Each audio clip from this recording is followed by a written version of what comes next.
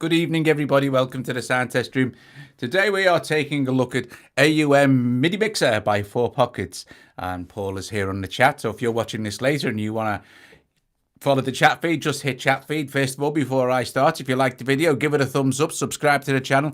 Please consider becoming a patron from as little as $1 a month, even if it's just for Christmas, to help support me and Joe here at the sound test room. Thank you very, very much. This is a godsend for me.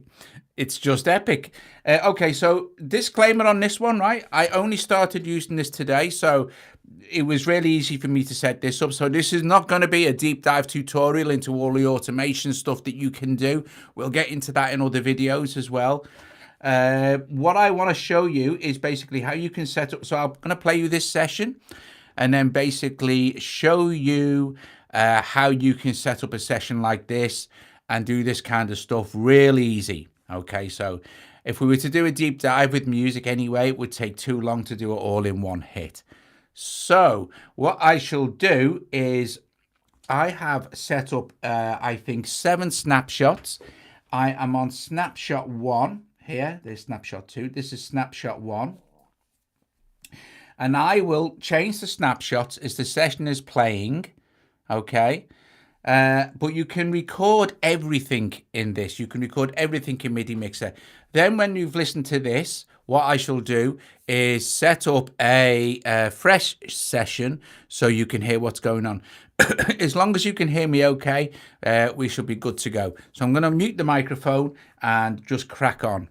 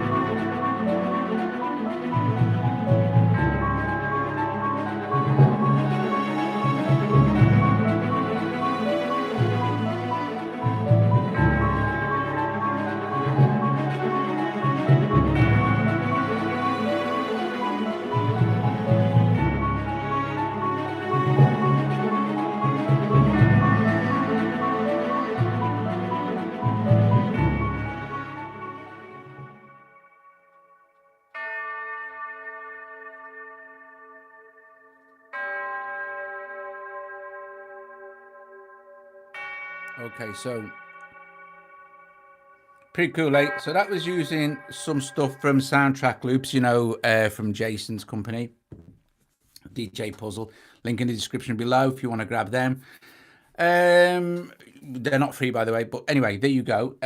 Right, so okay, let's totally start again from scratch. Okay, so what we're going to do is clear this session out like this. We're going to close this. We're going to open up MidiMixer if I can find it here. So there's MidiMixer. We're going to open it in standalone first. Okay, and when you open it in standalone, it'll say AUM session templates. This is what you want to do. AUM session templates, right? And they'll take you to the files where they're stored. You can have a 12-channel mixer or an 8-channel mixer. We're going to choose an 8-channel mixer. Done deal. And it sets up AUM perfectly for this. We can resize this to suit the size of our screen, if you like. So if you've got a great big iPad, you'll be, you know, awesome stuff. Can you hear me? Can you hear me loud? 1 2 1 2 1 2. Yeah, you can. Yeah. Okay. So perfect. Here we have 8 channels, an output channel, the snapshots here, a thing called fader lock, and then our transition time. Most important thing we want to do is get some stuff in so we can hear what's going on, right? So you can use anything. I haven't got a MIDI keyboard plugged in, but you can use anything, synths, MIDI generators, etc., etc. Let's do this. Let's go to file player, and this time we're going to use some from Electronic Sounds. Okay, so I'm only going to load a few, and you'll get the idea. So tap to load a file, and then you can look for your stuff that you want to use. So let's see. I'm going to use some devious dub. Okay, devious dub, and we can look at some drum and perc loops here. So for this one, let's just have a listen to, say, this. Okay, and I'm going to pay attention to the speed, which is 104 BPM. I'm going to tap on this. I'm going to set that to loop. This is all to do with your file or your synth now, not not the mixer. But I will set this to 104 BPM, which corresponds to the loop in here, which is 104. So when we hit play, I'm going to turn the metronome off. Okay, so that's cool. Let's put another one in from the same pack. Let's go to file player. Let's load this, tap to load a file. We'll go down to, where is it? Devious dub, and techno, and some bass loops, and okay, or maybe this one. See, oh yes, we'll just put that one in. So 104 BPM again, so we don't need to do anything with our thing. Make sure our loop is switched on if you're using things from the file player. Let's choose another one. Mix board, file player, tap to load. I'm only going to load 4, so we're okay. We have time. Let's see. Devious dub, there it is, devious dub. And maybe some synth loops this time. Maybe, let's see. Yeah, that'll, oh, listen. I like that one better. This one. Again, switch loop on. And I'm just going to load one more.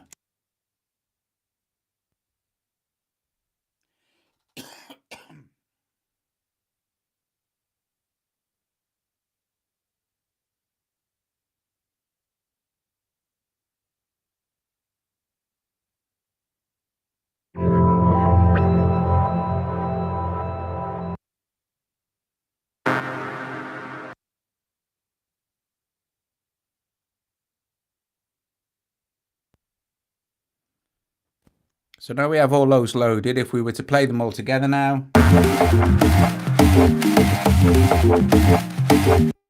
Cool beats. So 4 loops, right? Which will correspond to the first 4 channels in here. This is routed for you, so you don't need to worry about anything. All you need to do is open the session template, and you'll see that if we go back to the first 4 loops, If we start to play with the fader on channel 1, you'll see that it's automatically mapped anyway to AUM. And also Paul's kindly put in a pan as well. So if you watch this, pan all the way to the left, pan all the way to the right. What's very cool here is that all this is automatable as well. Okay, so in future videos where I'll be using this quite a lot because I do a lot of, AUM sessions, you'll get to know the app really, really well. So it'll probably feature an awful lot of sessions. So first of all, what we want to do is I want to set up some snapshots. Okay. Now, this is the most basic way you can use this mixer, but I find it one of the most exciting for me. Okay, so first thing to do is you see this down here where it says instant. Hit this, and this is the fader speed. Okay, fader speed. That means how long it's going to take to transition between your different snapshots. Okay. So, and don't worry about this 5 seconds fade. You know what I mean? A nudge, nudge, wink, wink. A Paul, a. Anyway, so let's set this to 2 seconds, right? And what I'm going to do is I'm going to knock that up. So I'm going to play and get a thing.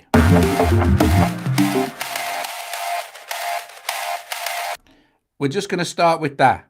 Okay. So that is going to be snapshot 1. We've already set our fade time, so we don't need to worry about that anymore. What we do want to do now is tap the little snapshot icon here, the little camera icon, right? And then, first of all, we want to take snapshot. Oh, wait. And then hit yes. And now snapshot 1 is this. Let's do it again. Let's set up something else here. Now I could record data in now to fade in.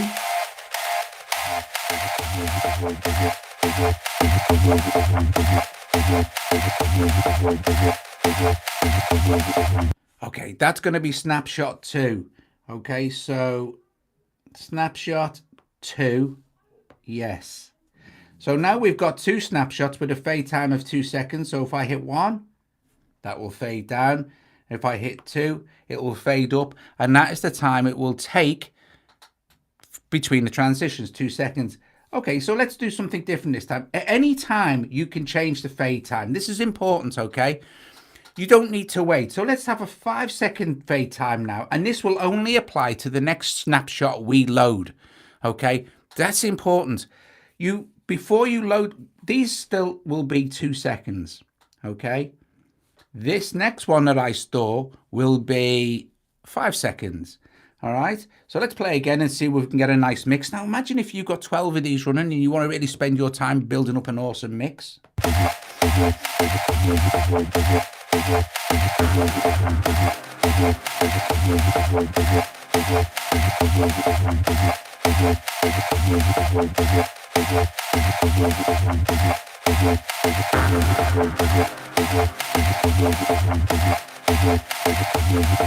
So that one with the stabbing, that's going to take 5 seconds to climb up there.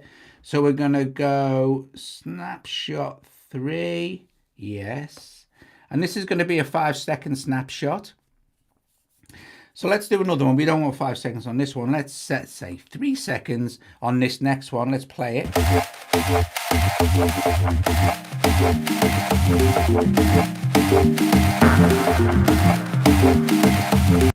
So what we're going to do now is we want that to be snapshot 4. So snapshot 4, yes.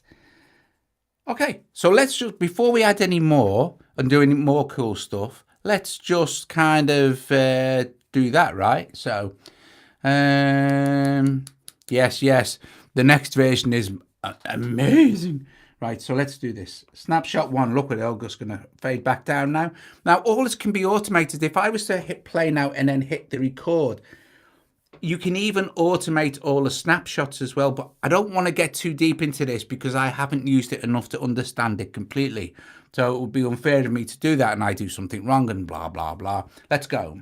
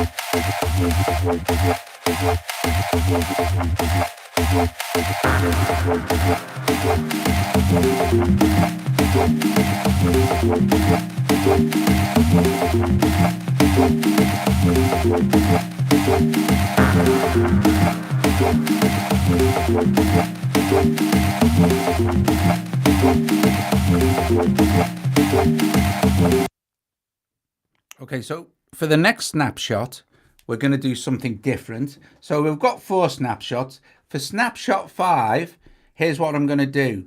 I'm going to mute this and mute this. I'm just going to call, what I'm going to do for that as well is also, just in case, although I don't think it will make any difference, I'm going to put that onto instant. Okay, so instant will snap, just snap the snapshot. We're going to hit the snapshot and hit 5 and yes. So on snapshot 5, these two will mute. So let's go back to snapshot 4 where they're not muted.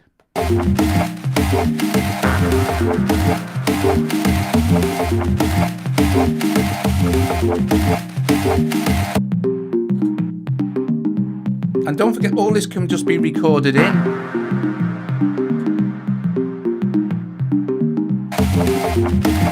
And we can jump between snapshots, you know.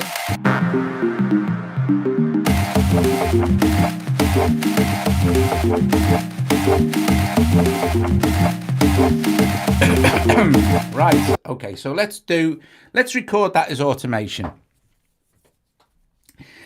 What we're going to do is make sure we're on snapshot 1. Okay, and I am going to long hold this record, and that will switch all the records on for all the channels, and then I'm going to hit the master record, and anything I do now is going to be recorded. Vortex is here. Hi, Vortex. How are you? AUM's awesome for stuff like this. It's even better now you've got the mixer. So now you see what I did there. You don't have to. If we can turn all the automation, all the recording off, we can arm individual tracks like this, or we can arm them all. Well, I want to arm them all.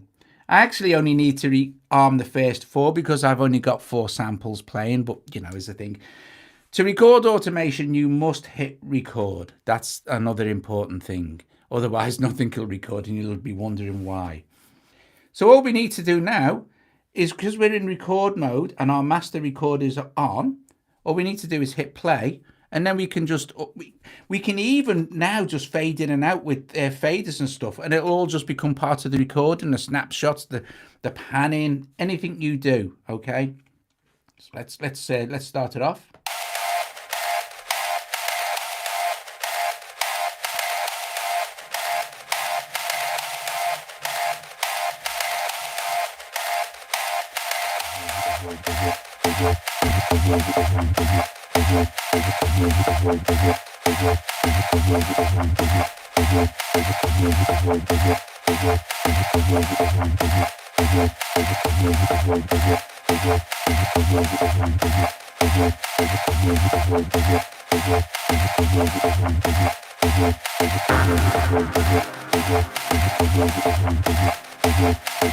Hey, hi Hans.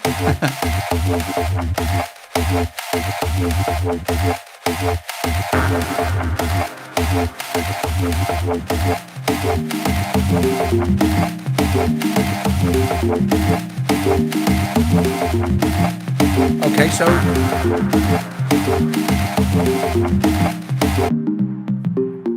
there's our mutes. Let's unrecord let's take our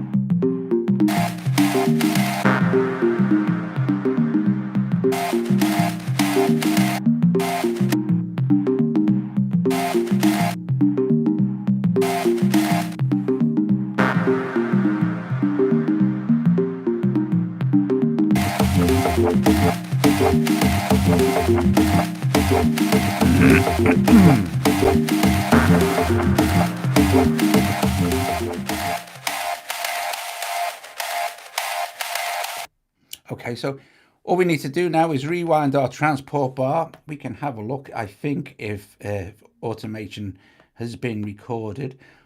I don't think I recorded that much fader automation. Now you'll see that the little play buttons now have all been highlighted in green. That means there is automation data has been now recorded in. Right, let's play and see what happens. I won't switch anything now.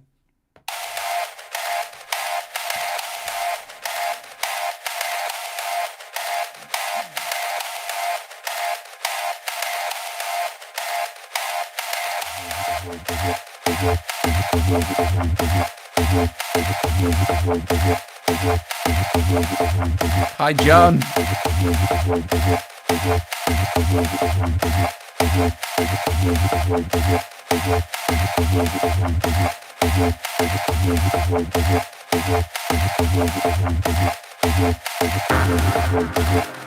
This is brilliant, isn't it?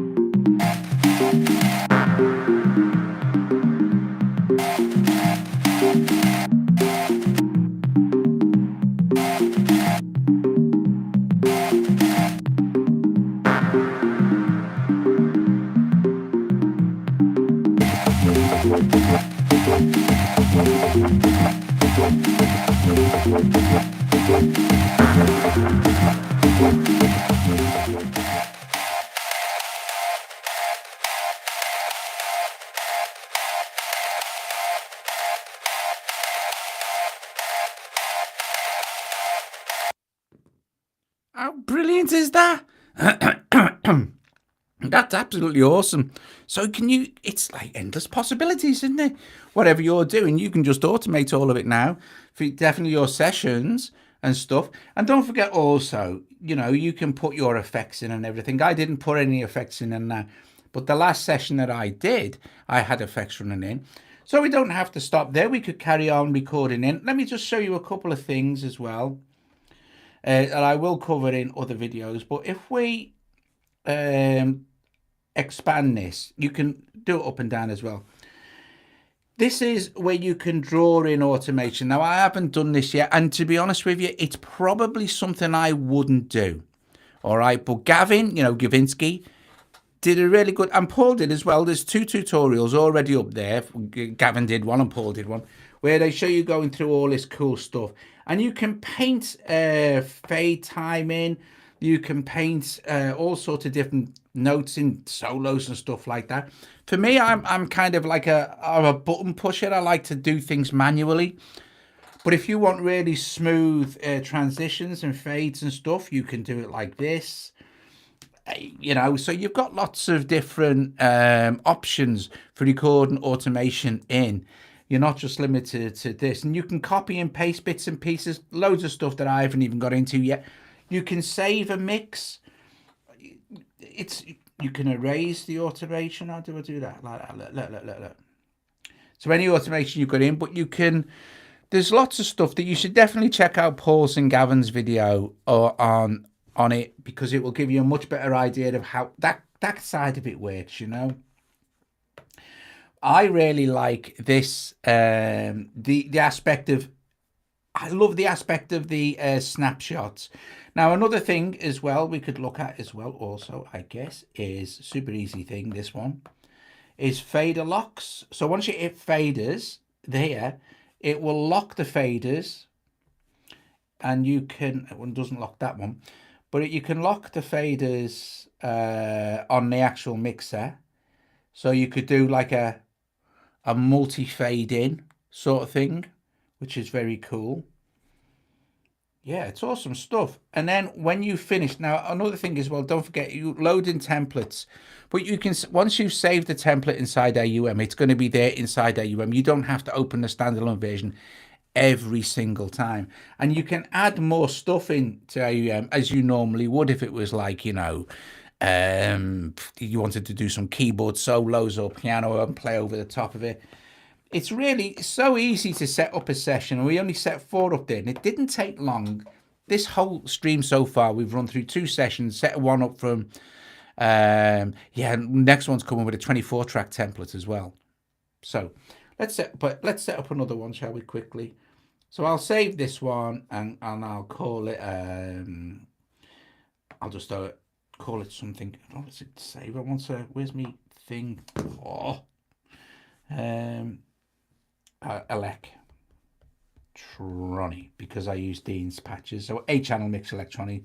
I'll know where I'm at. Let's if I wanted to now go back to the one I've just done, 8-channel mixer orc, which is the orchestral one, you'll see you don't need to kind of keep adding stuff in it. It's just going to automatically remember it for you, sort of thing. So we can, let's listen to that one again, shall we?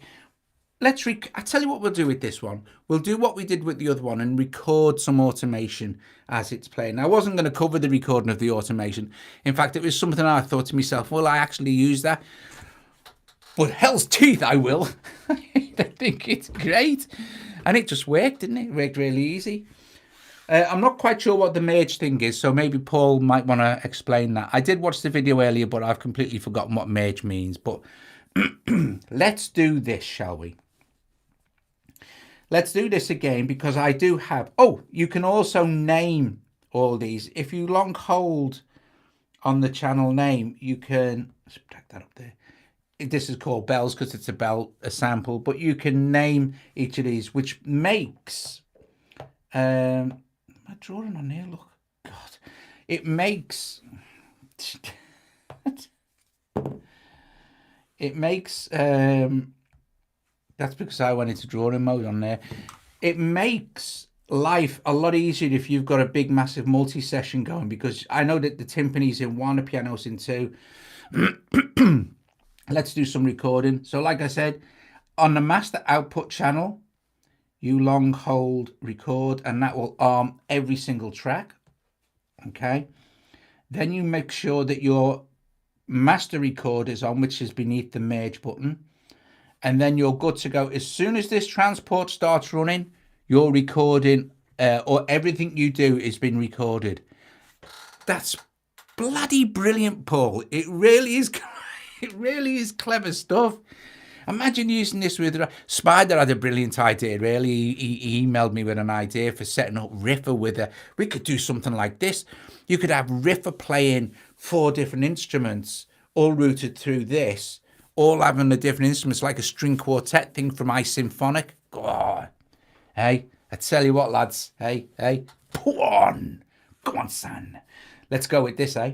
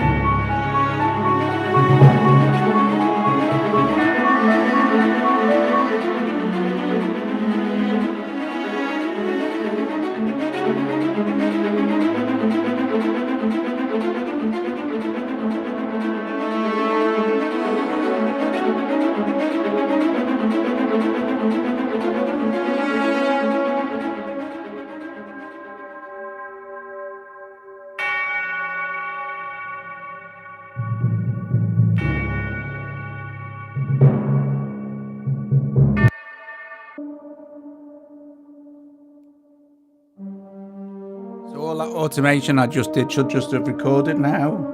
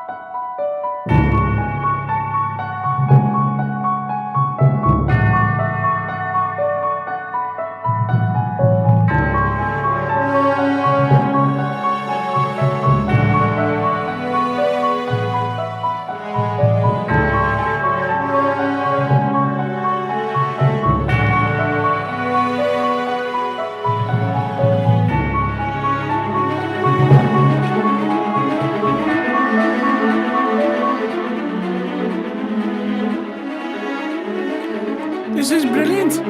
It's like having an SSL.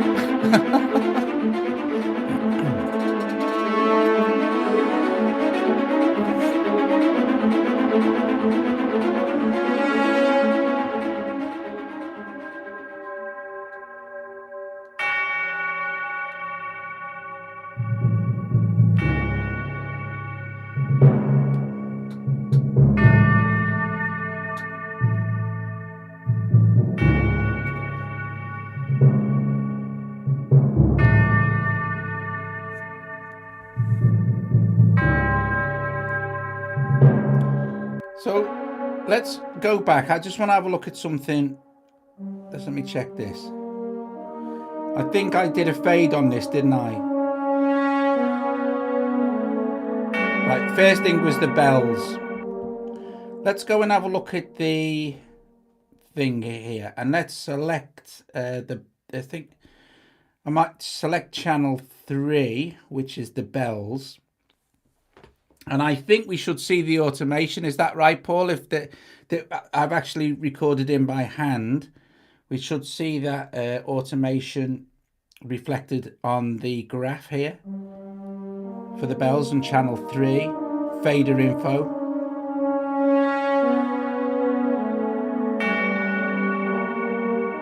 Why aren't I? Right, am I missing something here? Or is scroll to the left? Oh, yeah. Top man. Oh, brilliant. Right, I see. Sorry about that. Right. This is related to your bars, isn't it? Oh, yeah, that's right. It's clever stuff.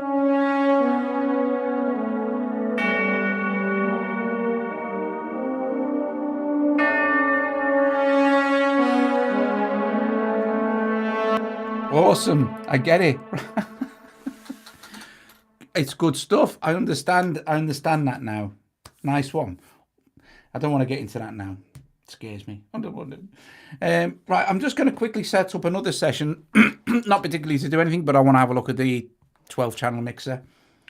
So again, we can save this session as it is. Yes, and I'm guessing all that automation will be saved with it. Top job. Excuse me. We can as well save sessions. Load mix and save mix and stuff as well. So you've, although like Paul says in his video, it's all remembered as a state save in AUM anyway, but it's always nice to have a backup, right? So let's do that one more time, shall we? Let's clear that out. Let's go into, files is already open. Let's open 12 channels this time, and there we go. So I mean, the actual mixer itself takes up nothing but 2%, 5%. That's only because I'm scrolling up and down. So we've got 12 channels now. And it has resized to suit my screen. Like this. So I can see all 12 channels on screen. Brilliant. And I think Paul said the next one has got 24 tracks, longer fade times, etc., etc. Loads and loads of cool stuff added, above and beyond sort of thing. So yeah, I think it's awesome. I think it's very, very, very intuitive. Let's have a look what's in these toasters. Reset mixer, clear all snapshots, clear all automation, initialize mixer, mixer channels. Not sure what that is, but you know, on and off, fader lock-in, fader time. It's great, isn't it? It's got everything you need. Because how many sessions have I done with AUM that have loads and loads and loads of things going on? This is just going to be brilliant. I can see, and apart from anything else, you can see, especially if you take the time to name your channels, you can see exactly what's going on. Do you know what I mean? I think it's really great. I'm really impressed, Paul. I do really think it's good. I think it's going to be so useful for anybody who uses AUM. It's kind of essential, isn't it? Because AUM, brilliant as it is, doesn't allow for this kind of thing. And again, it's like, you know, when we've got like things like Riff or all the MIDI automation stuff, Rosetta and all, everything. AUM is becoming more and more DAW-like all the time. I think it's top stuff. I don't even think it's that. How much is it? $6.99 or something. Paul is like the Mr. Kipling of apps, isn't he? He makes exceedingly good apps. Really cool stuff. Guys, I am going to let you go. Unless there's anything else you want to talk about. I've covered everything that I know. So don't forget that you can automate absolutely everything very, very easily. Mutes, solos, all automation data is then available for you to edit further in this bit here. I don't even know what quality this bit here. Stamps is good as well. I want to cover stamps as well in another video. Gavin covered stamps really well. It's really, really cool stuff. But yeah, I think it's a top job. Cool beans. Really impressed. Really am. Get off. Look at that. Off to App Store. Okay, listen, folks. Thank you so much. Paul, brilliant app, mate. Really good stuff. And yeah, awesome. I'll let you guys say ta-ra to each other for a few minutes. And very impressive MIDI mixers. Only for AUM, no. Don't go if you don't use AUM, you know. But I mean, I don't. Steven gonna get it? Is he? Steven's an AUM. I think I'm pretty sure Wal will. And I think Paul's gonna send us some codes for Patreon as well, so that should be cool. Brilliant, awesome stuff, guys. I will see you soon. Thanks, Paul. Excellent stuff. Yeah, top job. See you guys later. Ta-ta. Thank you for watching.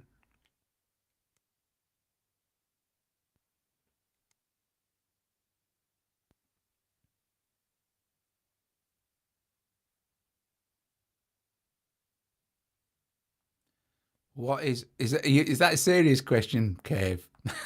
What is AUM? I can tell you what AUM. This is AUM. The rest of it, this.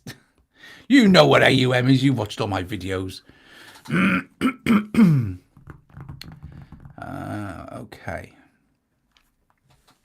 All right then.